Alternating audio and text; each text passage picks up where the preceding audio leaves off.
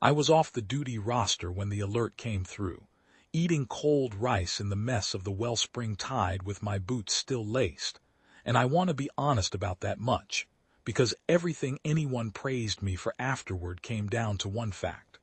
I was awake and I was annoyed, and those are not the same thing as brave.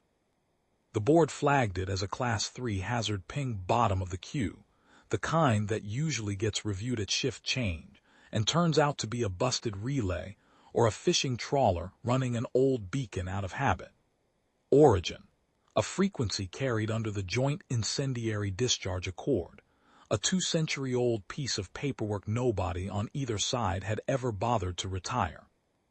The accord existed so that when somebody somewhere set off something large and burning on purpose, the people nearby could tell the difference between a controlled act and an attack. It had outlived every government that signed it. We kept monitoring it because shutting an old channel down takes more forms than leaving it open, and because 4 times in 30 years it had caught something real underneath the noise. I read the burst twice. It didn't read like an attack. It read like somebody filing for a permit, clean handshake, correct header, a courteous little confirmation code at the end that translated, more or less, to thank you for your patience. No weapon signature, no power spike consistent with anything you'd point at a target. Just a polite, bureaucratic little ping asking an empty channel for permission it had no idea anyone on our side still had the authority to grant. That should have told me to log at Class 3 and go back to my rice. Instead, I pulled the coordinates and found a registered civilian world, Coral Vale, agricultural, no defense posture worth the name, and a scheduled public gathering at those same coordinates lined up with the ping almost to the minute. A festival. The Accord code wasn't reporting a weapon. It was clearing a fireworks show. I should have closed the file there. What I did instead was wake the duty captain, requisition the corvette halyard's oath as escort, and pull the wellspring tide off her maintenance hold 4 hours early, because 3 of those 4 real catches over 30 years had also looked, at first glance, exactly like nothing. We came out of the fold 11 minutes later, in full daylight, over a green valley ringed with banners the color of the local sun. There were people, thousands of them, packed into an amphitheater cut into a hillside, looking up at a rig of mirrored towers nobody had thought to tell us was a light display and not a launch platform. A woman in ceremonial blue stood at a podium with one hand still raised mid-sentence when our shadow crossed the grass. Her name, I learned afterward, was Onvesk Calithra, Festival Marshal of the Threnna Accord Founding Day celebration, and she had filed the clearance ping for the Lumen Cascade herself, 4 hours earlier, through her own World Safety Bureau, the way her predecessor had filed it every year for 40 years running. She did not know the code shared its bones with an accord her world had never signed. She had no reason to think the ping would ever cross a border, let alone reach a species her bureau had no listing for. She had asked her own people for a stamp on a permit. What she got was a hospital ship and an armed escort, dropping out of clear sky over a crowd of festival goers in their good clothes, mid-anthem. I have turned the look on her face over more than once since. It was not fear. It was the particular, flat embarrassment of a competent woman watching a very small mistake produce a very large consequence in front of everyone she answers to. "Lieutenant Commander," she said, once we put a shuttle down at the edge of the field, and I'd climbed out trying to look like a man who hadn't scrambled a hospital ship over a parade. "I filed for a fireworks clearance." "I know," I said. "We read the Accord code. We didn't know it was a parade until we were already in the air."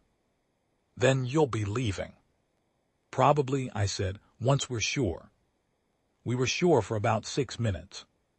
It was my sensor officer, not me, who caught it, a return on the high-band scan we ran out of habit, the kind every escort runs on arrival whether anyone asked for it or not. A debris field, fast and fine-grained, the tail end of something that had broken up much farther out and gone unflagged, because every tracking station on Coral Vale had spent 3 days pointed at the festival grounds, calibrating light towers, instead of watching the sky behind them. My sensor officer read me the numbers without looking up from her board: closing velocity, spread angle, the rough size distribution of a field that would have been routine background noise on any night. Nobody had a reason to be standing under it. It would cross the valley in under 9 minutes. Nothing that would level the hillside. Enough, at that altitude, falling on an open amphitheater holding several thousand people in their good clothes, to put more wounded on the ground in one afternoon than the Wellspring Tides Bay could comfortably hold cots for. On went very still when I told her. Then she did the arithmetic out loud. The way I came to learn was a habit of hers under pressure, saying the numbers so they couldn't hide from her. I filed for a fireworks clearance, she said again, slower this time. And you came anyway. And now there is a debris field arriving in 9 minutes that none of us were watching for because we were all watching the sky for the wrong thing. Yes. You were already here. We were already here, I said, for the wrong reason. I don't know what to tell you about that. She looked at me for a long moment. Then she turned and started giving orders to her own people in a voice that did not shake, and I went back to the shuttle and gave mine. It went the way these things go when there is enough warning and enough hands. The halyard's oath put up a forward screen that turned the worst of the field to gravel and ash before it ever touched atmosphere. The Wellspring Tide took the amphitheater's lower terraces out under a covered approach lane, in good order, no panic worth the name, and her bay treated 41 people for burns and impact injuries that would have been a great deal worse without 9 minutes of warning. Nobody died on a hillside that had not been built to survive what nearly came down on it.